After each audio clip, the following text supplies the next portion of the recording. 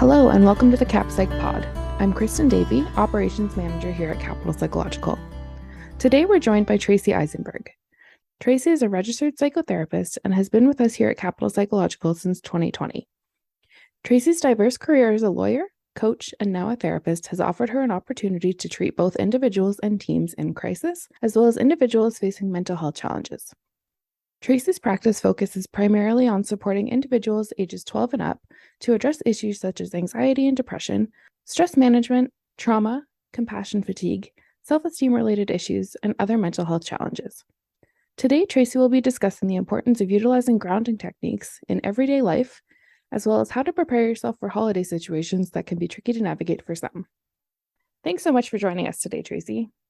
Oh, no problem. Glad to be here. Perfect. So I think the first question we're going to start with is just what are grounding techniques? Yeah, I get that question a lot, especially in session when I'm suggesting to clients that it's something that they can benefit from, especially if they're anxious. But in its the most simplest form, grounding exercises are things that you can do to bring yourself back into the present. So if someone's super anxious or if they're having a panic attack, so they're in their head, grounding will bring them back into the room and back into the environment. And there's lots of different kinds of grounding exercises that you can do. I'll tell you about some of those definitely today during the podcast. Some take a little more time, some a little less. Some are as simple as literally just getting in touch with your own breath, hearing it, feeling it, sometimes counting it. It's similar to mindfulness, which is something I think probably a lot of people listening today have heard about, which is also the act of staying present and, present in the moment, present in your environment. So there is a bunch of overlap here where a mindfulness practice can actually be a grounding practice or something that you can do daily. But to be honest, when we're talking about grounding specifically, it's more usually when we're talking about someone who is very overwhelmed, very anxious, or just very stressed. Okay, that makes sense.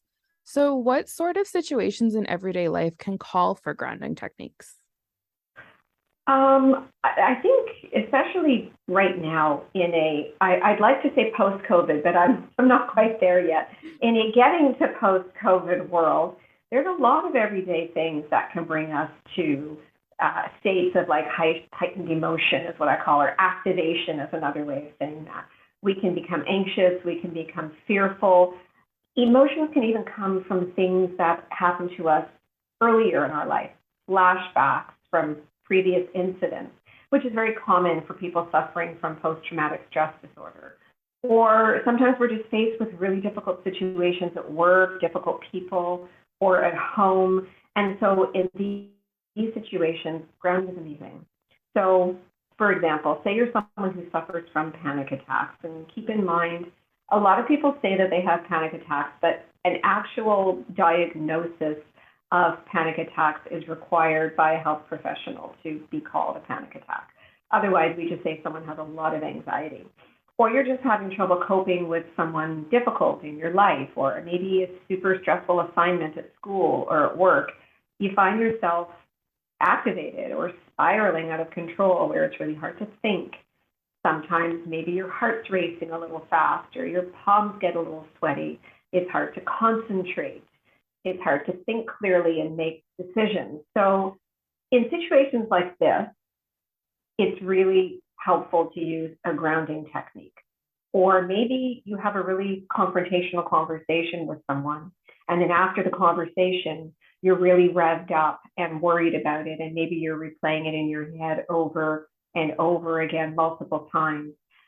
These are situations where someone can feel panicky, and these are all situations where grounding can really be helpful. Okay, perfect. So just going off of that, how will the grounding be helpful? Or like what can someone expect to feel if they're using one of the techniques? Yeah, that's a good question. So let's get right into the nuts and bolts of what is grounding. Grounding will help because essentially it brings you out of your head and back into the room or into your environment if you're outside.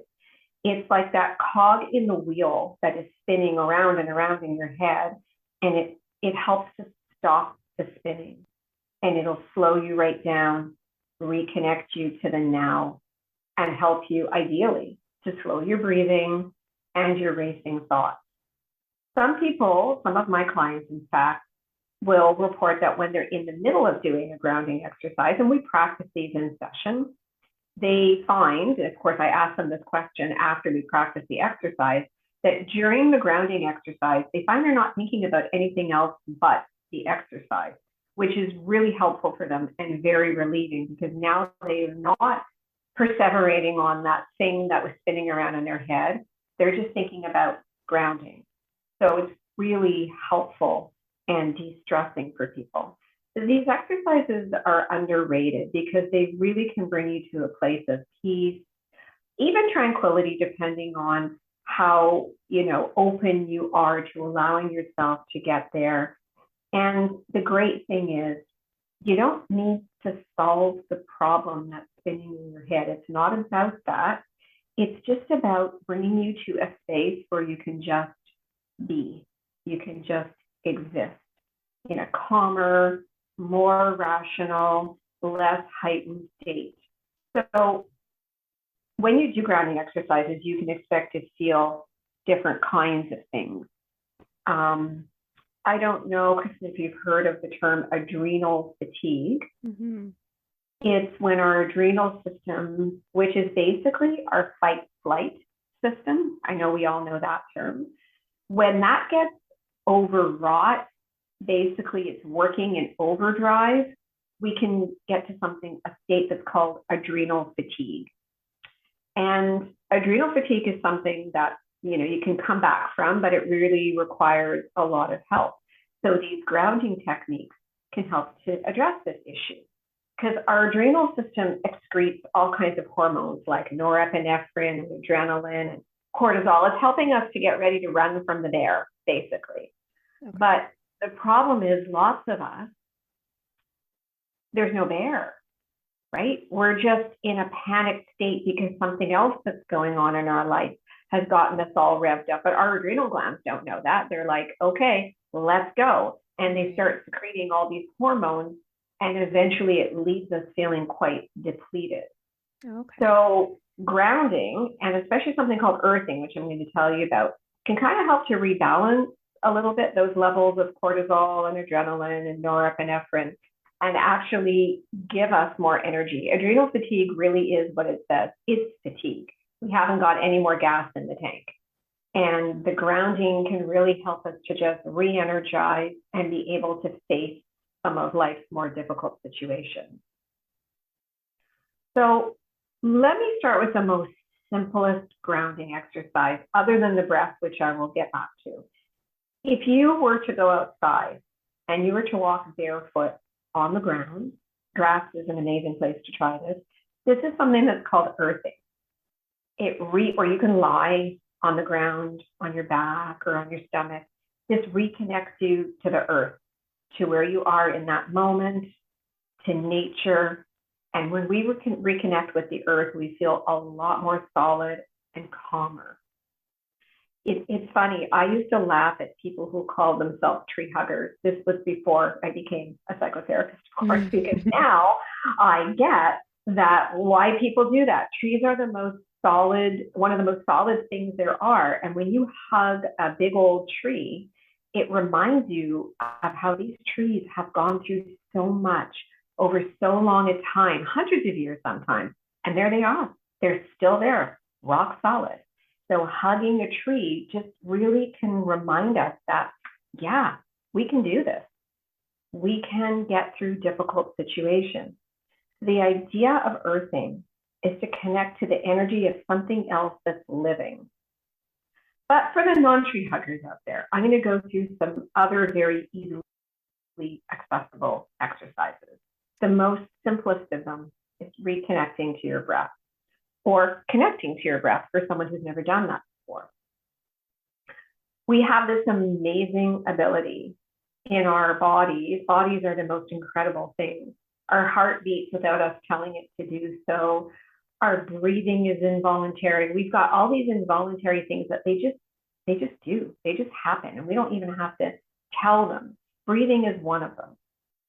But when we're anxious and stressed, we can find that our breath becomes very shallow. It can become a lot faster, and sometimes it can become very difficult to breathe. So you've probably seen either through media or TV a picture of someone having a panic attack where they're clutching their chest and they're almost like hyperventilating. So that's when it becomes actually very difficult to breathe. So connecting to your breath will help stabilize it to a consistent rhythm. And the most common exercise that I teach my clients is something called extended exhale breathing. So because we're not going to practice it here, I'll just quickly describe what it is. You breathe in through your nose to a count of 4, but on the exhale, you're going to exhale through your mouth, but you're going to just let that happen as slowly, organically, and naturally as you can. And the longer, the better, but don't force it. Just let it come out, because that's the space where you are allowing the adrenal system to calm down. So on the breath in, you're oxygenating, and on that extended exhale, you're just letting everything calm down. And I won't get into the sympathetic and parasympathetic nervous systems, but let's just say it's activating different parts of your nervous system on the way out as you exhale to just bring you to a definitely calmer state. So this is one I recommend that everyone tries. You don't really need to be taught. You can just try it, and it's very calming. But there's other things that we can do, especially when we're really quite activated. You can hold on to something really cold. So take a cold canned drink out of your fridge, take an ice pack, or even you can hold your hands under cold water. It is going to bring you back into the room and out of your head. And if you choose the cold object, let's take the can, for example, you can take that even further. You can hold the can. You can see what it feels like in your hand. You can look at the shape of it. You can take a sip of whatever the drink is inside the can and notice how it feels as it's going down your throat, and then the bubbles, and then there's even a sort of auditory aspect to that, because you can hear the fizzy bubbles. And all of those things bring you out of your head and back into the moment.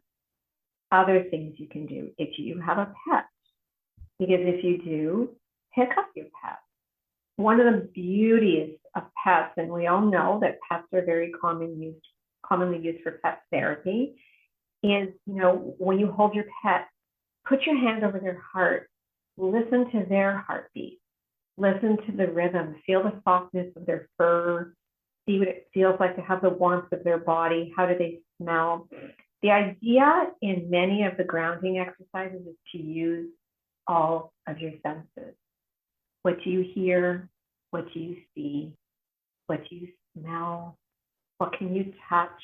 All of these things are going to bring you back into the here and now. So that takes me to an exercise that I simply call 5, 4, 3, 2, 1. So you just sit in a comfortable chair. You name 5 things you can see, 4 things you can touch that are right in your immediate environment. And then I recommend closing your eyes to try and figure out things that you can hear, things that you can smell. And I usually end with one thing that we are grateful for. This is a very effective technique. Many of my clients report back that they use this with great success. That's one too that can be done anywhere. If you're like in the middle of an exam at school and feeling anxious, anything like that, that one's really good. You absolutely can. And I can even break that down to a simpler one, which is called orienting. Because if you don't have time to do the whole 5, 4, 3, 2, 1, you can do something called orienting, and I use it often myself.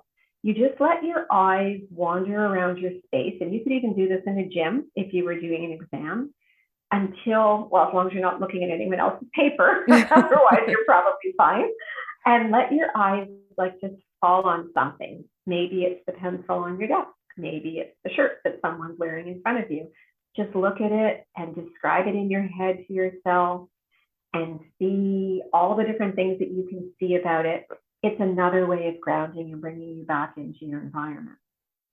If you're at home, jump up and down, clap your hands.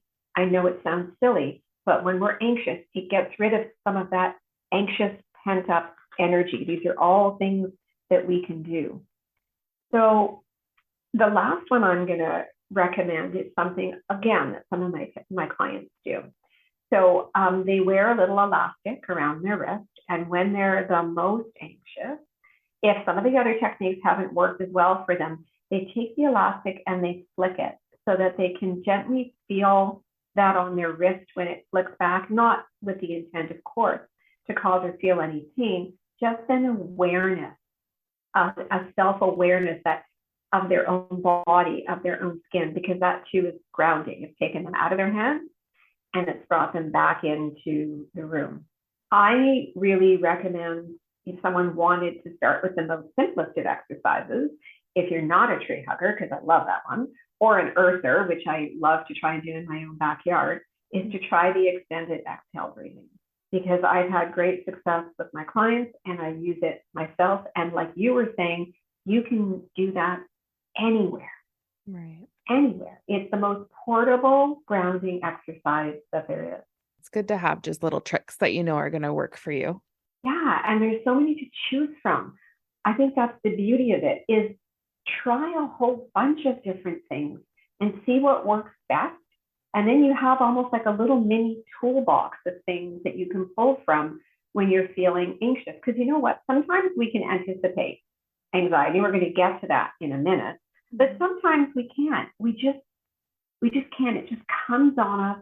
We don't know what the trigger is. We don't know why we're feeling all revved up. So having some things that don't actually require us to use like objects or tools, but, you know, for example, just using our own breath is really handy, because we don't know where and when this is going to happen. Right. Exactly. So switching gears a little bit, the holiday season, as much as some people might not want to admit, it is coming up.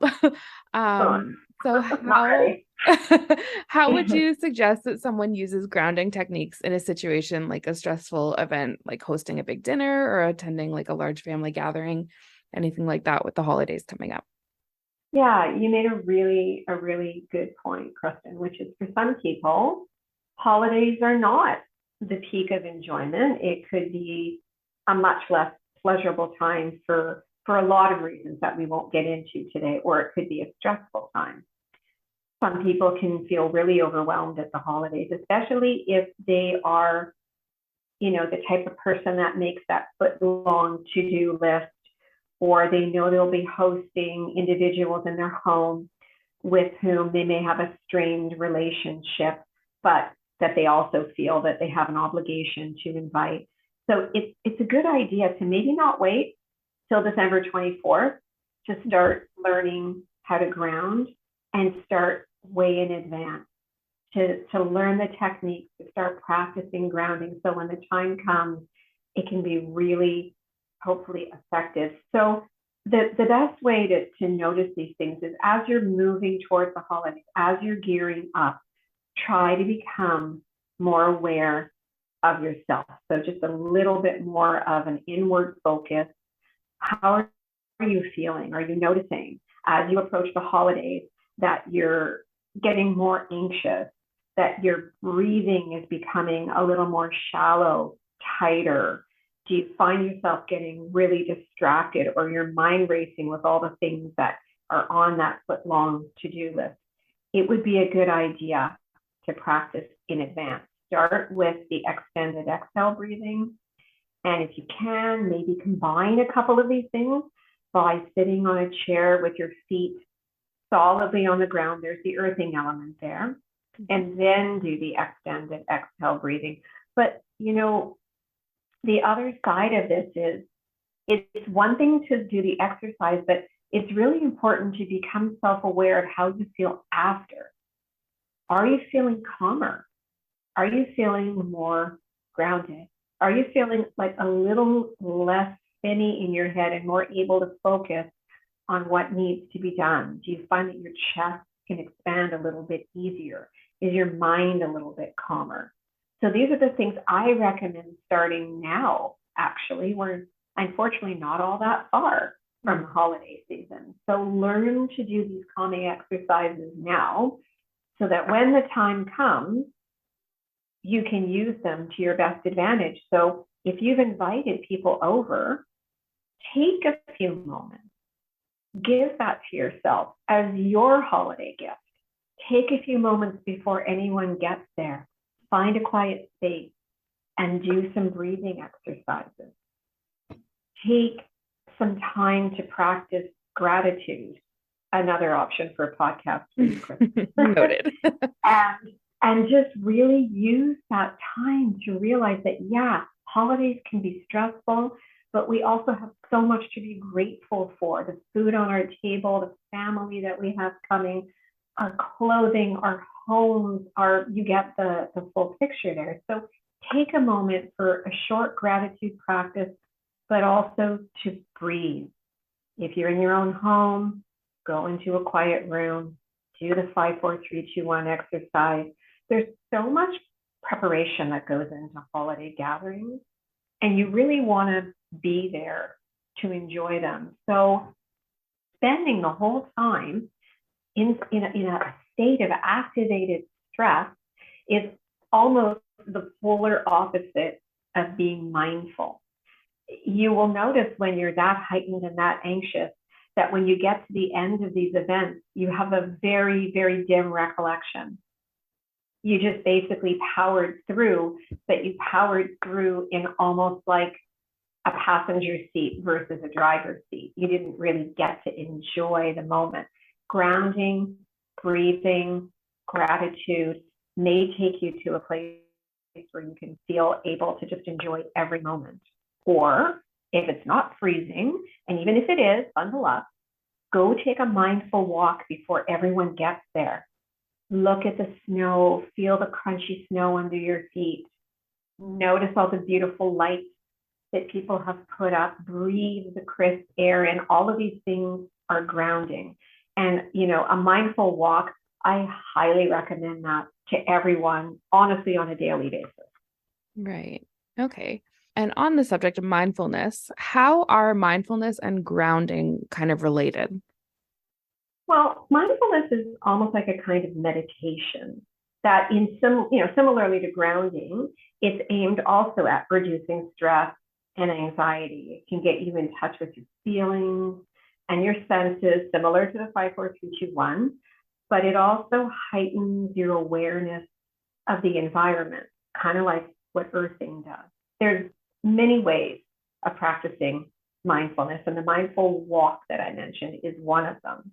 If you decide to do that, try your walk without earbuds if you can. I know most of us, when we go for a walk, it's an opportunity to have a conversation with someone or fit in an episode of our favorite podcast or listen to our favorite tunes. And there's nothing wrong with that, no judgment, but then maybe it's a little less of a mindful walk, because a mindful walk is one in which you're actually engaging with your environment. You're noticing things, you're touching things, you're smelling things, you're just feeling what it's like to be one with the environment. So if you're out walking, what can you touch that's on your path? Branches, leaves, what's out there? Is there something out there that you maybe have never noticed before? Sometimes when we do the same walk, we do it in a very rote way, and we actually stop noticing things. So this allows you to notice some things that maybe you've never noticed on that path. So mindfulness is in itself, the idea of mindfulness is being present. Simplest form, being present, being in the moment. There's whole books about that, like The Power of Now, a very old but tried and true book. So it allows you to really get in touch with your body. How are you feeling? What are you feeling? What are your emotions? What are your thoughts? What are you noticing? And you know what? YouTube is our best friend when it comes to these things, because there's amazing guided body scans on YouTube that you can just lie down in a really comfy place on the floor if you're earthing, on a bed if you're not, and just allow someone to guide you through a wonderful body scan. I highly recommend trying that at least once. So the only thing is for the body scan, just give yourself a nice quiet space because you're really going to want to relax into that one. Right. Okay. So I think I just have one last question for you. And that's, can anyone do these types of exercises, or would you recommend somebody be professionally trained beforehand, or how does that work? Well, I'm kind of two minds of this. Many of the things that I mentioned today are things that, anyone listening to this can just go and try. Mindfulness exercise, grounding techniques, they don't require professional training. But if you are in the care of a therapist, he or she can walk you through these exercises, which is so lovely because, they can give you maybe other thoughts and ideas about how to be mindful and how to ground. I've only really touched the tip of the iceberg here. There are so many different exercises that you can use. And maybe your health professional or your doctor or your social worker can even practice them with you in a session. So I think it's a good idea to maybe ask questions if you don't think you're doing it quite right. Although I don't know that there is a right or wrong, but ask questions if you have them. But feel free to dabble. These are safe exercises to try on your own. Perfect. Well, thank you very much, Tracey. This was great information. I'm sure people are going to find it very, very helpful. I hope so. It's taken a lot of time for me to get on board with the therapeutic benefits of mindfulness and grounding. But after doing them now for a longer time, I can't say enough about how helpful they are and, quite frankly, how accessible they are. Right. Definitely. Thank you so much again to Tracey for joining us today. For more information or to book an appointment with any of our therapists, please visit www.capitalpsychological.com or give us a call at 613-599-7709. Thanks so much for listening and have a great day.